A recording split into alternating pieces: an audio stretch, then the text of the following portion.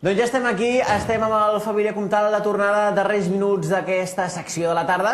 A la nit en tindrem més, però de moment acabem amb musicals. Avui ens acompanya la Meritxell Coma. Molt bona tarda. Hola, bona tarda. Podríem dir moltes coses de la Meritxell Coma, però ara mateix, ara mateix podríem dir, per exemple, que és directora musical de T'estimo, ets perfecta, ja et canviaré.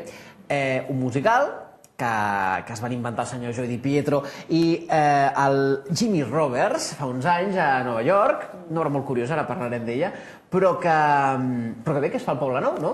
Sí.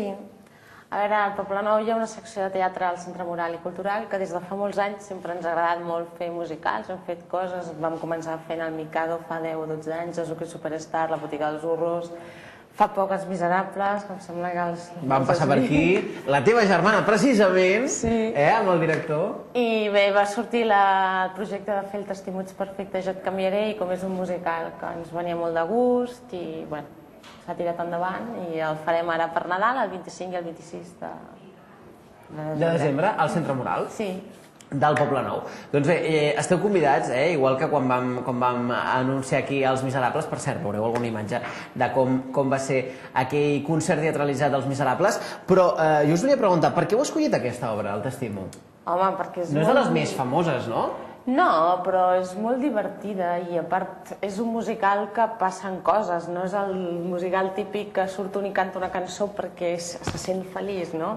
És un musical que potser és un conjunt més de gags, d'escenes curtes, però bueno, dona molt bon rotllo i per Nadal, després dels torrons, que estem allà tots embafats, doncs trobo que per pair anirà molt bé.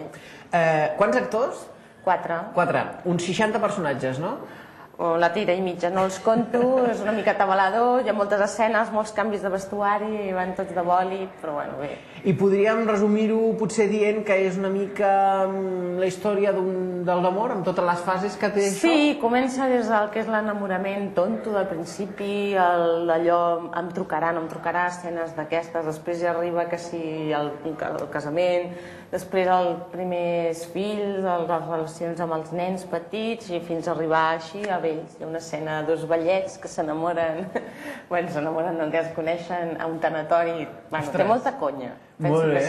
Escolta, no, és veritat. A més és una obra amb molta força. Esteu veient, per cert, la Meritxell amb el concert teatralitzat d'aquests dies anteriors. Recordeu, dels Miserables. Les malenes. Aquestes malenes, aquestes malenes. A més que tu has hagut de combinar tot, entre el T'estimo, Els Miserables i altres coses, perquè tu has estat a Madrid aquest any. Sí, va sortir, per casualitat, jo no tenia feina a l'estiu, però jo soc mestra de música, era, i em va sortir l'opció aquesta d'anar a Madrid a cantar sarsuela amb el Moreno, i me'n vaig anar. Fixa't tu. I llavors estava assajant Miserables. Al Teatre de la Latina. Bueno, a la Latina no vaig arribar a actuar. Però ben bé. Sí, però amb la companyia d'ell allà. I estava assajant Miserables. I llavors vaig tornar aquí al setembre, finals de setembre, octubre, i va ser tornant-me a trucar que si me'n volia anar un altre cop allà a fer més sarsuela i anar-me'n de gira a València, i vaig dir que sí, i va ser una mica estressant perquè els últims assajos dels Miserables jo no hi era.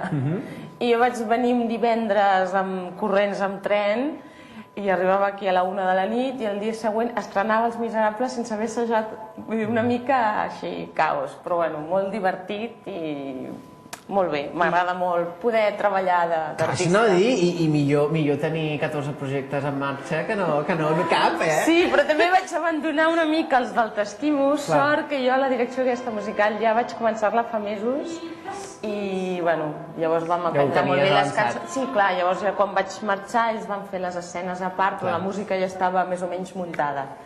I, bueno, sí, ara he tornat i els he vist als assajos i penso, bueno, bé, tranquil·la, relaxa't, està bé. Bueno, però és bé. Escolta, què n'has tret d'aquesta experiència de la sarsuela?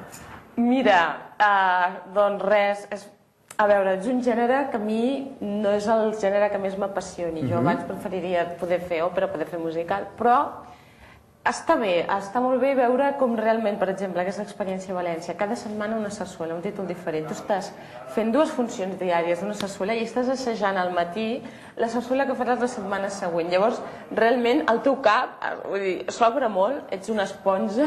Aprens a absorbir. Aprens a espavilar. Vull dir, haig d'estrenar la setmana que ve una sarsuela que no em sé, bueno, espavila i te la prens i surt i fes-ho com puguis, no? I a més, també et deu donar, suposo, una mica la sarsuela a aquest punt del frasejat, no? De col·locar les paraules però una mica actuant, també. Que potser l'òpera no ho té, és més distanciament. És un altre estil, no? No sé, cada gènere, a veure, per exemple, Moreno és la persona que ara mateix està fent sarsuela a Espanya, jo penso, no és que m'entusiasmi, però l'està fent doncs, tenint molt en compte, bueno,